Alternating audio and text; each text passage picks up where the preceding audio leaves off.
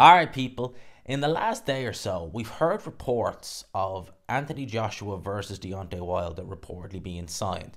Now, that was brought by Mike Coppinger. Now, I said this about Fury Usyk, and I was actually sort of wrong, sort of right in one sense. I said that post Ngannou, wouldn't be shocked if we get an announcement in the ring. We didn't, but we did get an announcement not long after. Now, with Joshua versus Wilder, could we get an announcement in the ring? Hard to know. Let's wait and see what happens, but I wouldn't imagine it will be long after if they do fight in 2024. Now, here's the thing. They are talking about what we're hearing reports that this fight is, kind of next year looking likely. Some reports that it's signed, right? Let's wait and see, right?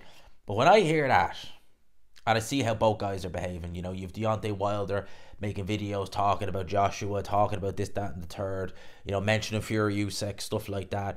And also with Anthony Joshua doing videos clapping back at Deontay Wilder. I'm looking at that and I'm thinking, lads, I would have no issue with that whatsoever if you guys were fighting next. Or if you guys both had respective fights that were a bit of a gimme fight. Joshua versus Gerald Washington, Deontay Wilder versus, we'll say, a Joey DeWaco or someone of that level. I'd have no real issue. Or, maybe like a very, like that Warzek guy. I think he's fighting, again, that guy Wilder was meant to fight several years ago, but he failed a PED test.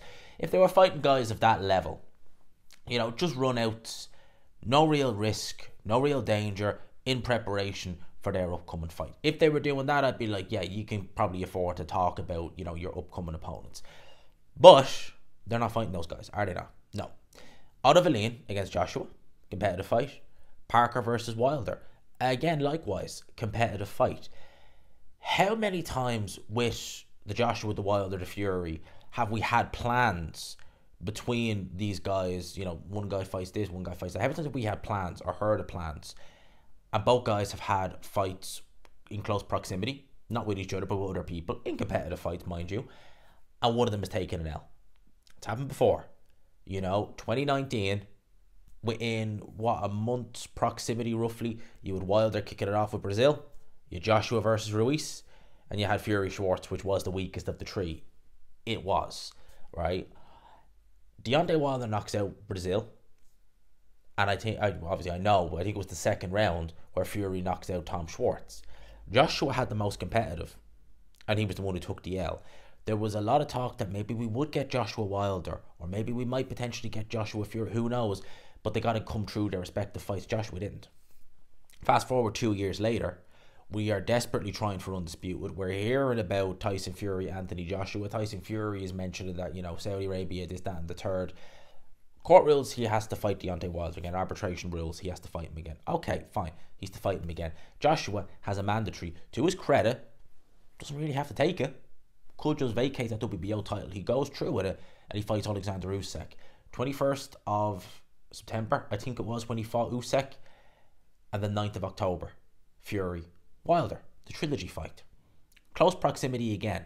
If both guys win, Joshua Fury, they fight next. Seemed like a slam dunk. Did they both win? One did. One didn't.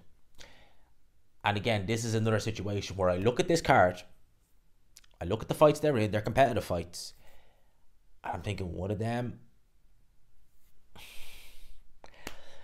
fight is good to go, reportedly, I'm just saying reportedly, on the condition they both win. I wouldn't be jumping the gun. With Wilder, inactivity is a big thing. It's a massive thing for Deontay Wilder. He's someone who relies a lot on timing. He times that right. It's really the only shot he has, but it's a great shot. He relies on timing. He sees the movements of the opponent. He's able to line them up. He's able to let it go. He's 38 years old now. How good is his timing going to be being out of the ring for so long? And also only having one round in the last 2 years. How good is that timing going to be? And bear in mind, he spoke about having, other things outside of boxing that are taking a bit of his time. And, his eye is on that. So again, how much has he been even in the gym over the last couple of years, realistically, right? He's in there against Joseph Parker, former heavyweight champion of the world. Yes, he's lost to Joshua, he's lost to Dillian Whyte, and he got badly knocked out by Joe Joyce last year. But you never know. I mean, he's not a terrible heavyweight by no stretch of the imagination. Could he spring an upset? We don't really know how Wilder is post Fury. We saw 1 round, 2 minutes in 2022. That's it. We haven't seen anything since then. And as I said, those Fury fights were akin to a car crash. You know, the damage he took in them. How is that body going to hold up? You know, how is it genuinely? That's what we got to say there. With Joshua, again, he's in there with a tricky southpaw, not of a lane. I think people do maybe underestimate his punching power a little bit. I think he hits hard than his record suggests. He's tricky. He can be negative. He can frustrate the opponent. Who's to say, and as well as that, he is a bit of a slashing puncher. What I mean by that is you have your Triple Gs who are heavy-handed. You have your Canelos who are very explosive. And then you have those fighters who will cut you up rather than anything else. And Otto Wallin kind of tends to fit into that mold. He's a real slashing puncher if you see the way he throws them. So you never know. How do we not know, right, that Joshua and Wilder both come true, but Joshua, a Tyson Fury kind of gash over the eye. How do we know that doesn't happen? And then, fight gets pushed back, God knows what happens, opportunity, IBF, you just don't know. Throughout the history of heavyweight boxing, it's like a minefield. There is the fight we want to see. Here are the two fighters. Maneuver, bang. Okay, well, he's all right. He got through it, but reset. Or you only lost a leg. It'll be grand. By the time you finally do get through the minefield, I'm sure it won't make that much of a difference. Oh, it did. Whoops. That happens. That does happen in heavyweight boxing. You know, it is unpredictable. Things happen. Evander Holyfield in 1990 set to challenge Mike Tyson. Mike Tyson takes a fairly run-of-the-mill, innocuous fight against James Buster Douglas, who was seen as nothing more than a journeyman at the time. He was fighting guys like Oliver McCall, who at the time no one thought he would beat Lennox Lewis. I think that was on the undercard of Tyson versus. I think it was on the undercard of Tyson versus Carl the Truth Williams. I think that was the undercard. I know he fought on a Tyson. I think that was the one. Where Buster Douglas fought Oliver McCall. To be fair to Douglas, that wasn't even competitive, that fight. Douglas outboxed him completely. Very good performance. Douglas he had a very good jab, did Buster Douglas. Very good jab. You could see it. Hell of a jab. Real piston-like jab did Buster Douglas had. But no one would have thought he would have won. Larry Merchant remarked that there was writers who, people were saying, why are you in Japan? I'm here to cover the Tyson Douglas fight. Well, how long do you expect? 90 seconds and I'll be done. That's the perception was. Jim Lampley, in the build-up to that, I'm going to paraphrase a little bit, but he says that we're in Japan where they are willing to pay for things that the American fans are seemingly losing interest in. Complete mismatches for Mike Tyson. That was how it was perceived. A mismatch. Douglas, they were joking. Larry Merchant was saying, well, Douglas, his best performances have come against, the best guys. And he has a dog called Walter. Anyone with a dog called Walter, he's okay by me. It was seen as a joke if you go and watch the HBO broadcast, which I believe is still on YouTube. They didn't think he'd win. No one did. Holyfield was expecting to fight Mike Tyson. What happens? Buster Douglas doesn't just win. It wasn't a lucky punch that he knocked Mike Tyson out with. He beat the living crap out of Mike Tyson from round 1 until the back end of round 8, where he was on the verge of stopping Tyson. He gets dropped, and anyone wants to say like, oh, we got a long count, blah blah blah blah blah.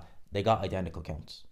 Octavian Moran, I believe, was the referee. He did a terrible job refereeing that fight. If you ever seen it, he let so many fouls go. He let punching on the break go. He did a terrible job refereeing, but he gave them both equal counts. The difference is Tyson couldn't even figure out where he was when he got up. He couldn't have let him carry on. Douglas was cognizant, and the round ended anyway. He goes and he knocks out Mike Tyson. What's going to happen here? Is it Tyson get a rematch? Does Holyfield? That's what happens. That's what happens in boxing.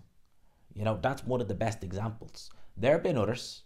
You go and look back to the 1970s. There was a lot of talk that George Foreman, after he knocked out Joe Frazier, will be back in the running to fight Muhammad Ali again. He runs into Jimmy Young.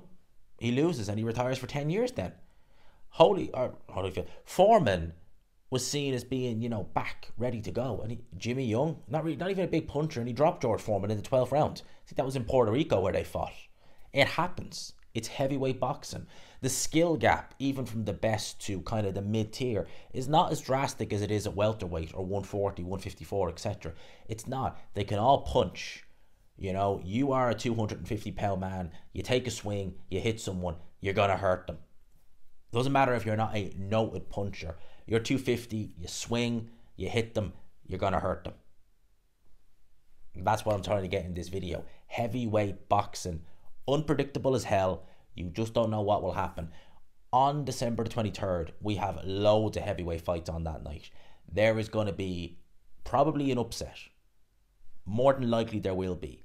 In the top two, would I expect both of them giving me a bet and say, here's a fiver, put it on each? Would I expect both of them to come true? Yes, I would. But would I be looking and thinking, I never would have envisioned an upset? No. Whether it be Wilder losing to Joseph Parker or whether it be Joshua losing to Otto Wallin, it wouldn't shock me in the slightest if either guy lost. It really wouldn't. And history will tell you that. You know, those who don't learn from history are doomed to repeat it. I believe it was George Santayana who said that statement. And it's true. You know, especially when you look at the history of boxing. You know, it happens once, it happens again, it happens 1,000 times. Especially in the heavyweight division. That is the purpose of this video. We can look forward to next year, and I hope to God we do see Joshua versus Wilder. They have to get through their respective fights, and there is a very good chance that neither guy, or at least one of them, won't. Let's wait and see. I cannot wait for Day of Reckoning. We're about a week away. I'm going the full 9 yards. I'm doing the watch along. I'm doing the live stream the next day. I'm doing the post-fight reviews for as many fights as I can. I am going to be absolutely in my element this day week with videos, with everything about this fight. I cannot wait. I'm looking forward to it. We've got so much good stuff ahead, and it is going to be a cracking end to the year for boxing and on this channel. That's what I got to say on that. Let me know your thoughts in the comment section below, lads and lassies. I hope you enjoyed the video. Let me know your thoughts. Do you think that there is a good chance that one of the guys could lose on this card? Let me know. Smash the like button as well if you haven't already. Hit subscribe, of course, as well if you haven't already. 15k. We're getting closer, lads. 15, then the big 20. Boom, let's do it next year. Hope you enjoyed it. Smash the like button. Hit subscribe, all that. Peace.